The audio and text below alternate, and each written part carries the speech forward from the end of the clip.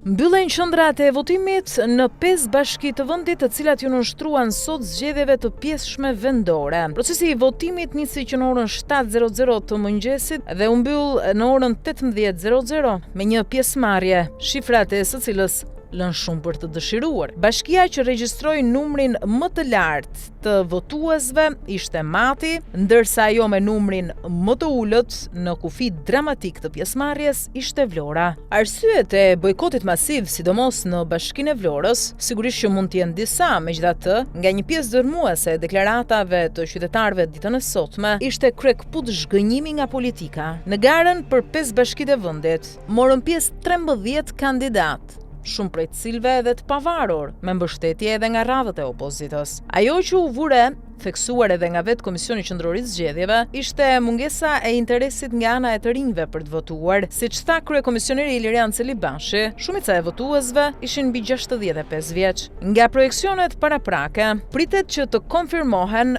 rezultatet si në zgjedhjet e fundit lokale në këto bashki. Shkurt e Shqip, socialistët të marrin pjesën ndërmuese. Theksojmë se në Bashkinë e Tepelenës, procesi i numërimit do të bëhet përmes inteligjencës artificiale. Sigurisht jo ai zyrtar, por thjesht po eksperimentohet për zgjedhjet në vazhdim.